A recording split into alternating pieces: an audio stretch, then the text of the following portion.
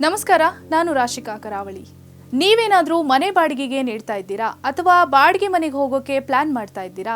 ಹಾಗಾದ್ರೆ ನೀವು ಈ ಸ್ಟೋರಿ ನೋಡಲೇಬೇಕು. ಕೇಂದ್ರ ಸರ್ಕಾರ ಬಾಡಿಗೆ ನಿಯಮಗಳು 2025 ಜಾರಿಗೆ ತರಲು ಮುಂದಾಗಿದೆ.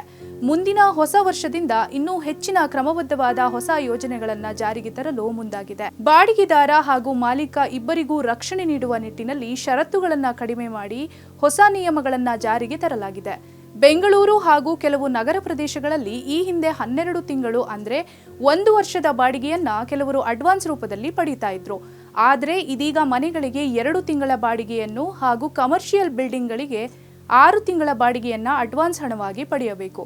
ಹಾಗೂ ಈ ಎಲ್ಲಾ ಪ್ರಕ್ರಿಯೆಗೆ ಸಂಬಂಧಿಸಿದ ರೆಂಟಲ್ ಅಗ್ರಿಮೆಂಟ್ ಅನ್ನ ಬಾಡಿಗೆ ಪಡೆದ 60 ದಿನದ ಒಳಗಾಗಿ ಮುಗಿಸಿಕೊಳ್ಳಬೇಕು.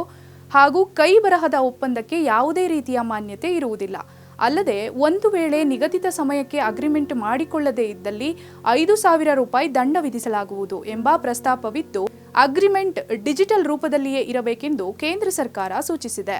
ಇನ್ನು ಮನೆ ಮಾಲೀಕರು 12 ತಿಂಗಳ ಬಳಿಕವಷ್ಟೇ ಬಾಡಿಗೆ ಹೆಚ್ಚಿಸಬೇಕು. ಬಾಡಿಗೆ ಹೆಚ್ಚಿಸುವುದಕ್ಕಿಂತ ಮುಂಚೆ 90 ದಿನಗಳ ಮುಂಚಿತವಾಗಿ ಬಾಡಿಗೆದಾರನಿಗೆ ಮಾಹಿತಿ ನೀಡಿರಬೇಕು. ಹಾಗೂ ಮನೆ ಖಾಲಿ ಮಾಡುವಂತೆ ಬೆದರಿಕೆ ಹಾಕುವಂತಿಲ್ಲ. ಮನೆಗೆ ಬೀಗ ಹಾಕುವುದು, ವಿದ್ಯುತ್ ಸಂಪರ್ಕ ಕಡಿತ ಮಾಡುವುದು, ನೀರಿನ ಸಂಪರ್ಕ ಕಡಿತಗೊಳಿಸುವುದರ ಮೂಲಕ ಬಾಡಿಗೆದಾರನಿಗೆ ಒತ್ತಡ ಹೇರುವಂತಿಲ್ಲ.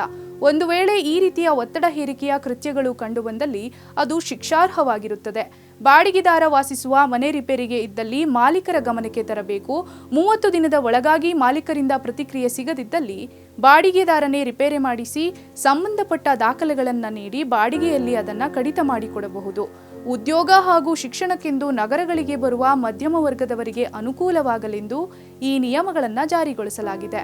ರಾಜ್ಯದಲ್ಲಿ ತಮ್ಮ ವ್ಯಾಪ್ತಿಯಲ್ಲಿ ಬರುವ ನಗರಗಳಿಗೆ ಈಗಾಗಲೇ ಅಸ್ತಿತ್ವದಲ್ಲಿರುವ ನಿಯಮಗಳನ್ನು ತಿದ್ದುಪಡಿ ಮಾಡಿ ಹೊಸ ಬಾಡಿಗೆ ನಿಯಂತ್ರಣ ನಿಯಮಗಳನ್ನು ಜಾರಿಗೆ ತರಬೇಕೆಂದು ಕೇಂದ್ರ ಸರ್ಕಾರ ಆದೇಶಿಸಿದೆ.